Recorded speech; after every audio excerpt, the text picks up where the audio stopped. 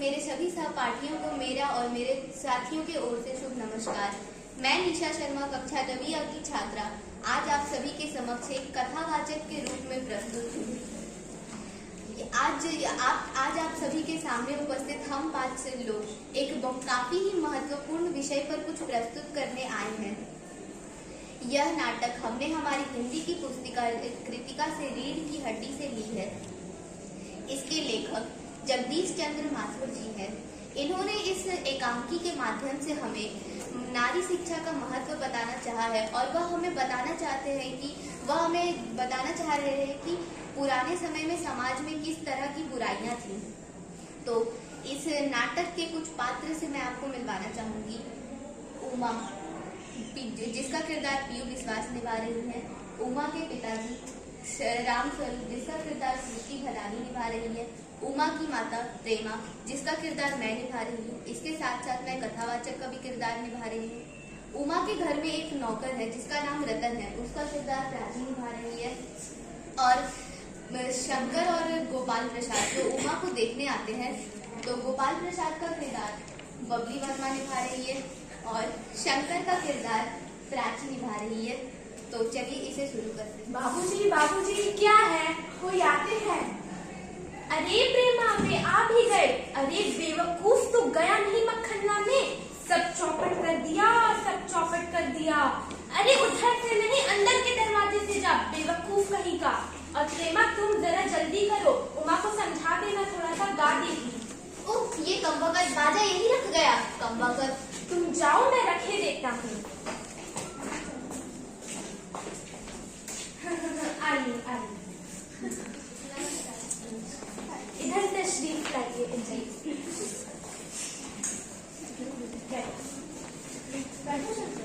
मकान ढूंढने में कोई तकलीफ तो नहीं? अरे नहीं, डांगी वाला जानता था ना, और अब हमें यहाँ आना ही था, तो रास्ता मिलता कैसे? यह तो आपकी बड़ी मेहरबानी है, हमने आपको तकलीफ तो दी।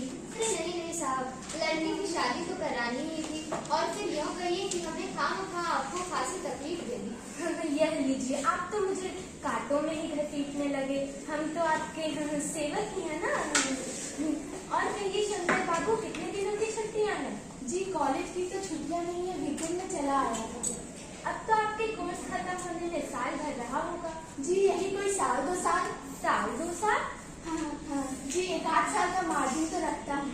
वो बात यह है बाबू राम स्वरूप कि यह 1 साल बीमार पड़ गया था। क्या बताएं, इन लोगों को इसी उम्र में सारी बीमारियां सताती हैं। और एक हमारा जमाना था कि स्कूल में दर्जनों कचौड़ियाँ उड़ा जाते थे, और जब खाने बैठते थे तो फिर वैसे की वैसे ही।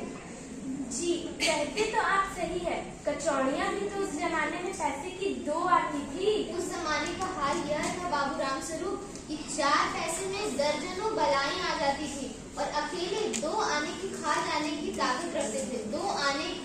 और आजकल तो स्कूलों में बहुतेरे खेल कराए जाते हैं, वॉलीबॉल, फुटबॉल इत्यादि। लेकिन उस जमाने में ना कोई टेनिस खेलना जानता था, ना कोई फुटबॉल खेलना जानता था, बस कभी कभार क्रिकेट या हॉकी खेल लिया करते थे। लेकिन मजाक है कि कोई कह दे कि यह लड़का कमजोर है। जी हाँ, उस जमाने की तो बात ही कुछ और थी। हाँ, और पढ़ाई का तो यह हाल था बाबू राम स्वरूप कि जब एक बार पढ़ने बैठ जाया करते थे तो 12 घंटे की सिटिंग हो जाती थी। 12 घंटे। और आज उस जमाने में मैट्रिक पास भी ऐसी अंग्रेजी बोलता था फर्राटे वाली कि आजकल के MA BA पास भी वैसे अंग्रेजी ना बोलता। जी हाँ, आप कहते तो आप सही है।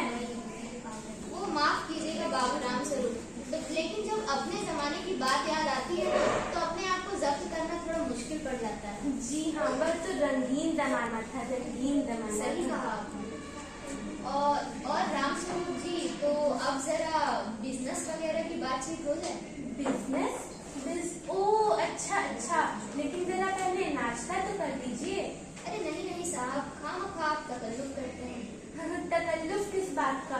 यह तो आपकी बड़ी मेहरबानी है जो आप हमारे यहाँ तशरीफ लाए, वरना मैं किस काबिल हूँ। माफ कीजिएगा, जरा अभी आदमी तो भला लगता है, मकान से भी हैसियत कुछ बुरी मालूम नहीं होती है, बस पता चल जाए कि लड़की कैसी है। जी क्यों, क्या हुआ? कुछ नहीं। झुककर क्यों बैठते हो? कमर सीधी करके बैठो। ब्याह तय कराने आए हो। तुम्हारे दोस्त ठीक कहते हैं कि शंकर की बैकबोन। आखिर आप माने नहीं। आपको विलायती चाय पसंद है या हिंदुस्तानी? नहीं नहीं साहब, मेरे चाय में आधी दूध और आधी चाय डालिएगा और चीनी जरा ज्यादा डालिएगा। मुझे तो आजकल का यह फैशन बिल्कुल पसंद नहीं। एक तो पहले ही चाय में पानी ज्यादा होता है और ऊपर से उसमें अगर चीनी भी नाम के लिए डाली जाए तो चाय में जायका क्या रहेगा? जी कहते तो आप सही है, यह लीजिए। सुना है सरकार अब ज्यादा चीनी लेने वालों पर टैक्स लगाएगी। सरकार चाहे जो चाहे कर ले, लेकिन अगर उसे आमदनी करनी है तो सरकार को सिर्फ एक ही चीज पर टैक्स लगाना चाहिए। वह क्या? खूबसूरती पर टैक्स। यह ऐसा टैक्स है जनाब जिसमें देने वाला चू भी नहीं करता। लेकिन बस शर्त यह है कि यह बात औरतों पर छोड़ दी जाए कि वह अपने स्टैंडर्ड के, अपने खूबसूरती के स्टैंडर्ड के माफिक अपने ऊपर टैक्स तय कर ले। फिर देखिए सरकार की कैसी आमदनी बढ़ती है। वाह वाह, क्या खूब सोचा आपने।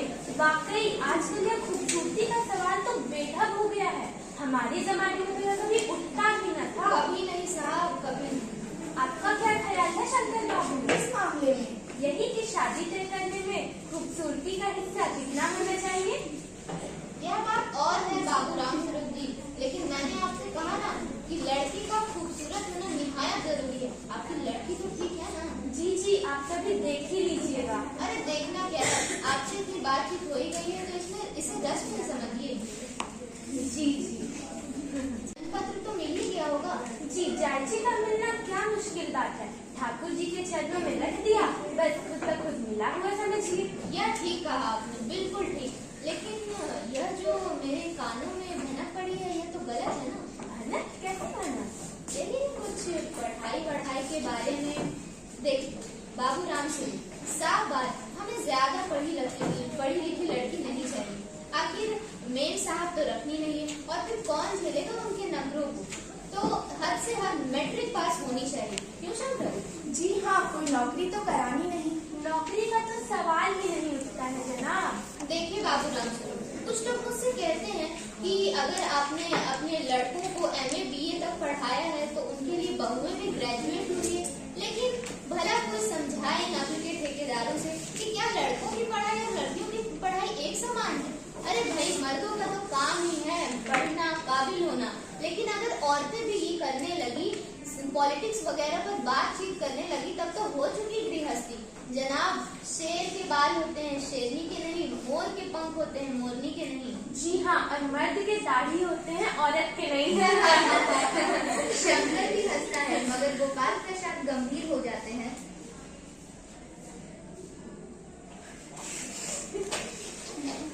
तो आपकी लड़की कहाँ है? जी जी, अरे जरा पानी भिजवाना, सिगरेट मंगवाओ।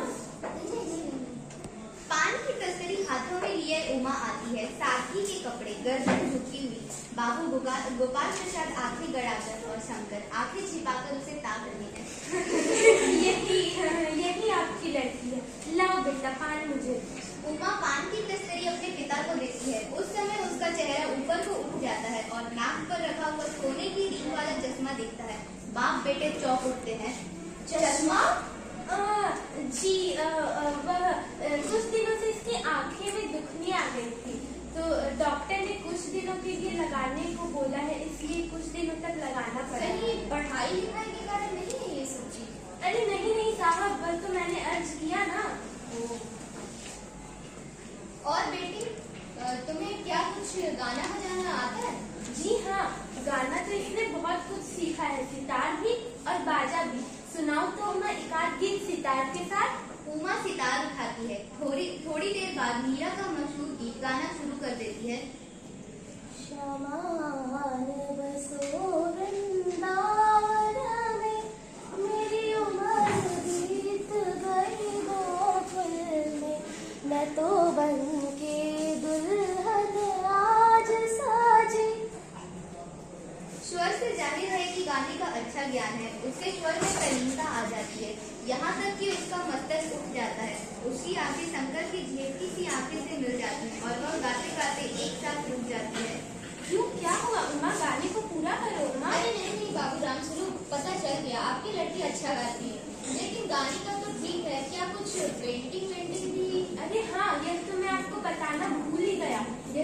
तस्वीर टंगी है ना कुत्ते वाली, इसी ने खींची है, और उस दीवार पर भी।